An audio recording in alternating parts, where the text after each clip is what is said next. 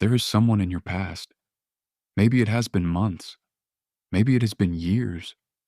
But their face still shows up. Their words still echo.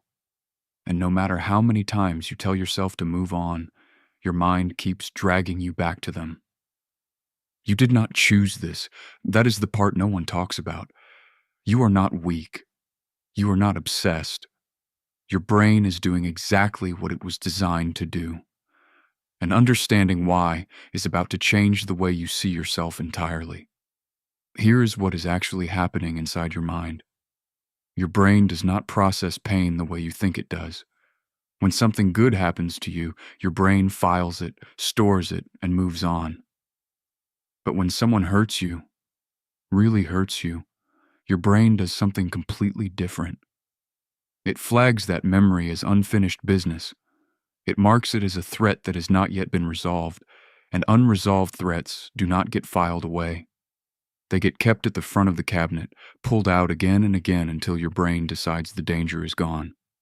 The researcher Martin Zinkovich coined a concept that engineers use called the Zeigarnik effect, named after Russian psychologist Bluma Zeigarnik, who discovered in the 1920s that your brain remembers interrupted tasks far better than completed ones. She was sitting in a Vienna cafe when she noticed something strange. The waiters could recall enormous, complex orders perfectly, but only while the orders were still open. The moment a table paid and left, the waiter forgot everything. The order was complete. The brain let it go. But what happens when the order never closes? That is what someone who hurt you leaves behind. An open loop, a tab that your brain cannot close because the situation never reached resolution. There was no apology that felt real, no explanation that made sense, no moment where your nervous system got to say, "Okay, it is over. I am safe." So your brain keeps the file open. It keeps running the simulation. It replays the moment over and over, not because you are torturing yourself, but because your brain is still searching for the ending. This is not a malfunction. This is survival. Think about your ancestors, not your grandparents. Go back much further. Tens of thousands of years back, when your brain was first being shaped by the world it lived in. In that world, threats were physical. A predator, a rival, a member of your tribe who turned against you. If someone hurt you and you forgot about it, you might make the same mistake again. You might trust the wrong person. You might walk back into danger. Your brain learned to treat social threats the same way it treated physical ones, because back then, being rejected by your group, being betrayed, being cast out, that was not just painful, that was potentially fatal. So the brain evolved a rule. Do not forget the people who hurt you until you understand why they did it and until you are certain they cannot do it again. The problem is that your ancient brain is running this program in a world it was not built for. The person who hurt you is not a predator circling your campfire. They are an ex-partner or a former friend or a family member. The threat is not physical, but your nervous system does not know the difference. It only knows unresolved, dangerous. Keep watching. Neuroscientist Antonio Damasio spent decades studying how the brain handles emotional memory and found something that reframes everything. Emotional memories are not stored the same way as ordinary memories. They are encoded with physical markers, what he called somatic markers, that attach a body sensation to the memory itself. That is why thinking about the person who hurt you does not just produce a thought.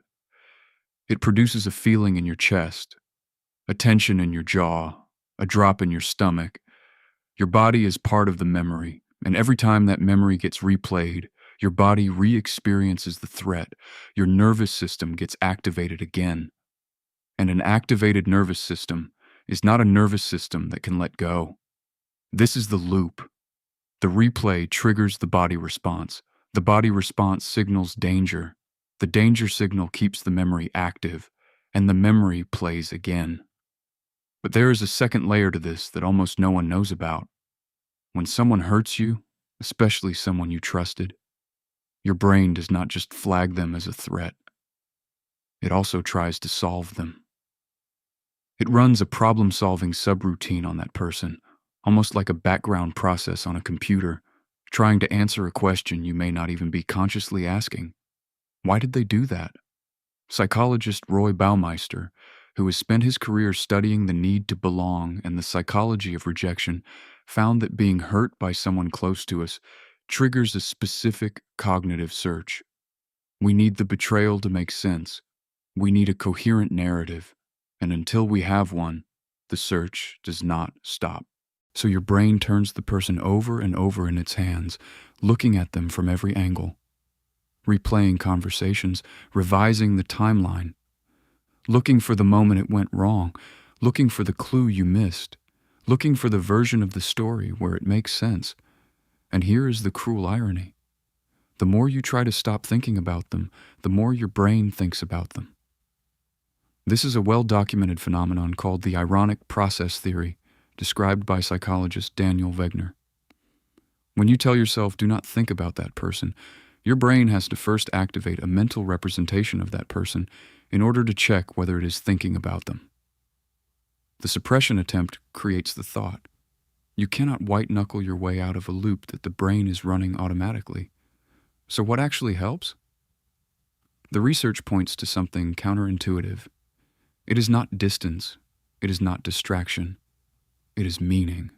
Studies by James Pennebaker at the University of Texas found that when people wrote about painful experiences, not just what happened, but what it meant, what it revealed about them, what they now understood differently, their rumination decreased significantly. Their immune function improved. Their anxiety dropped. The brain does not need the other person to apologize. It does not need a confrontation. It does not need closure from the outside. What it needs is an ending it can believe. A completed narrative, a closed loop. When you can look at what happened and say, this is what it means. This is what I learned. This is how it changed me. This is why I am different now. Your brain can finally file it. Not forget it, file it. Move it from the active threat folder into the archived experience folder where it belongs. The person does not have to change. They do not have to admit anything.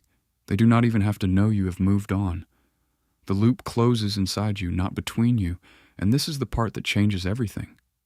The reason you cannot stop thinking about them is not because they still have power over you. It is because your brain loves you enough to refuse to let the danger go unresolved. It is running its oldest, most loyal program, the one that kept your ancestors alive in the dark, the one that said, understand the threat before you lower your guard.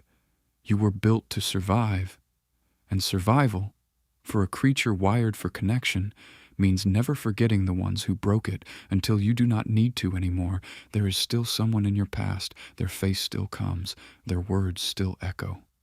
But now you know what your brain is doing. It is not punishing you, it is waiting for you to give it an ending.